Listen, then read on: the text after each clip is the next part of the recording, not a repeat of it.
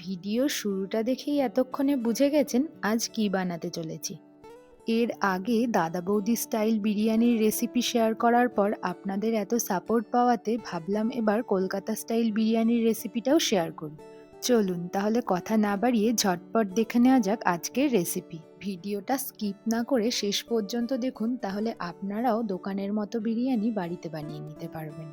প্রথমে আমি 500 গ্রাম বাসমতি চালকে 2-3 বার জল পাল্টে পাল্টে ভালো করে ধুয়ে নেব। এরপর চালের মধ্যে আর খানিকটা জল দিয়ে 1 ঘন্টা মতো ভিজিয়ে রাখবো। 500 গ্রাম চালের জন্য আমি এখানে 700 গ্রাম চিকেন নিয়েছি।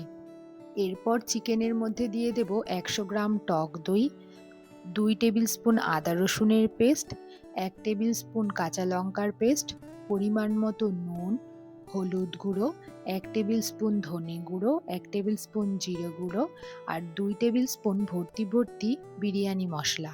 আর সবশেষে দিয়ে দেব একটু কেওড়া জল, কয়েক ফোঁটা আতর আর তেল।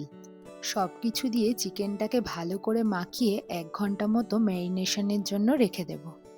বাড়িতে তো সবসময় বিরিয়ানি মশলা বানানোর সমস্ত উপকরণ রেডি থাকে না, সেই জন্য আমি সানরাইজের বিরিয়ানি মশলাটা ইউজ করেছি। স্বাদ কিন্তু কোনো অংশে কম হয় না। এরপর বিরিয়ানির জন্য ভাতটা রেডি করে নেব। একটা পাত্রে জলের মধ্যে দিয়ে দেব কয়েকটা গোটা গরম মশলা আর তেজপাতা। জলটা ভালো গরম হয়ে এলে দিয়ে দেব আগে থেকে ভিজিয়ে রাখা চাল। এবার জলে দিয়ে দেব একটু সাদা তেল আর নুন। এই সময় জলে নুন দিলে ভাতের মধ্যেও নুনটা ভালোভাবে ঢুকে যাবে। ভাতটা 80% মতো রেডি করে নেব। কিছু সময় বাদে একবার চেক করে নেব চালটা সেদ্ধ হয়েছে কিনা। চাল 80% হয়ে এলে তখন ভাতের ফ্যানটা ঝরিয়ে নেব। বিরিয়ানির ক্ষেত্রে প্রতিটা স্টেপ খুব ইম্পর্টেন্ট। সঠিক সময়ে ভাত নামাতে হবে, সঠিক অনুপাতে মশলা দিতে হবে, তবেই হবে ঝরঝরে বিরিয়ানি। এই জন্য প্রতিটা স্টেপ দেখে শুনে করতে হবে। ভাতের ফ্যান ঝরানো হয়ে গেছে, এবার আমরা পেঁয়াজের বেরেস্তাটা রেডি করে নেব। একটা কড়াইতে তেল গরম করে তাতে দিয়ে দেব আগে থেকে স্লাইস করে কেটে রাখা পেঁয়াজ। গ্যাসের আঁচ লো টু মিডিয়াম রেখে পেঁয়াজটা ভেজে নেব। বেরেস্তা ভাজার সময় খুন্তিটাকে একভাবে নাড়াতে হবে, না হলে সব পেঁয়াজ সমানভাবে ভাজা হবে না। পেঁয়াজ আমরা এর থেকে বেশি আর ভাজবো না। এরকম কালার ধরে গেলে বুঝতে হবে বেরেস্তা ভাজা হয়ে গেছে। তখন এটাকে তেল থেকে তুলে অন্য পাত্রে রেখে দেব। ওই একই তেলে নুন হলুদ দিয়ে আলুর টুকরোগুলোকেও ভেজে নেব। কলকাতা স্টাইল বিরিয়ানি মানেই আলু, আর আমাদের কাছে আলু ছাড়া বিরিয়ানি অসম্পূর্ণ। আলুটাও এপাশ ওপাশ উল্টে ভালোভাবে ভাজা হয়ে গেছে, এবার এটাকে তেল থেকে তুলে নিলাম। পেঁয়াজ ভাজার পর কড়াইতে যে তেলটা বেঁচে আছে তার মধ্যে দিয়ে দেব ফোড়ন। ফোড়নের জন্য দিলাম গোটা গরম মশলা আর তেজপাতা। এরপর দিয়ে দিলাম আগে থেকে কেটে রাখা পেঁয়াজ আর টমেটো। পেঁয়াজটাকে হালকা গোল্ডেন ব্রাউন করে ভেজে নিয়ে দিয়ে দেব ম্যারিনেট করা মাংসের টুকরোগুলো। মাংস দেওয়ার সাথে সাথে আমি পুরো মশলাটাকে দেব না। মাংসের পিসগুলোকে পেঁয়াজের সাথে হালকা সটে করে নেব। এরপর যে বাকি মশলাটা ছিল সেটা পুরোটা দিয়ে দেব। তারপর দিয়ে দেব ভেজে রাখা আলু। এবারে মশলার সাথে সবকিছুকে একবার ভালোভাবে মিশিয়ে নেব। প্রথম কয়েক মিনিট এভাবে হাই ফ্লেমে রান্না করে নেব। তারপর গ্যাসের আঁচ কমিয়ে দিয়ে একটা ঢাকনা দিয়ে চাপা দিয়ে মাংসটাকে কষতে দেব। যেহেতু চিকেনটা আগে থেকেই ম্যারিনেট করা, তাই রান্না হতে খুব বেশি সময় লাগবে না। কিছু সময় বাদে ঢাকনাটা খুলে দিয়ে দেব হাফটা বেরেস্তা, মানে আগে থেকে যে পেঁয়াজটা ভেজে রেখেছিলাম সেটা। তারপর এটাকেও একবার মাংসের সাথে ভালোভাবে মিশিয়ে নেব। এই সময় দেখুন মাংস থেকে তেলটা পুরো সেপারেট হয়ে গেছে, আর মাংসটাও খুব ভালোভাবে রান্না হয়ে গেছে।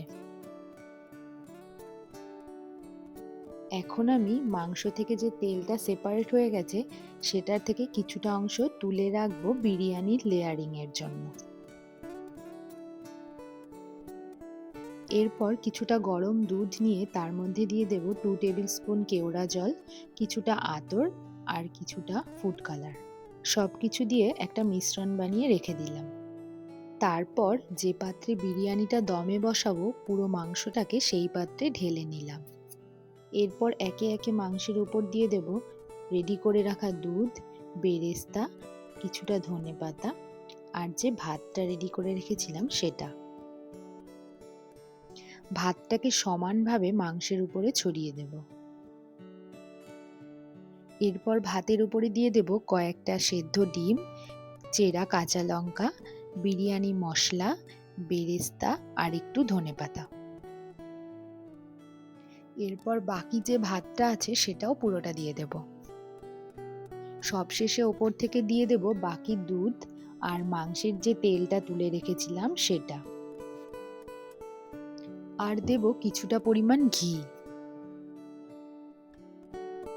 এরপর একটা ফয়েল দিয়ে পাত্রের মুখটাকে খুব ভালোভাবে কভার করে দেব, যাতে দমটা একটুও যেন বাইরে বেরিয়ে না যায়।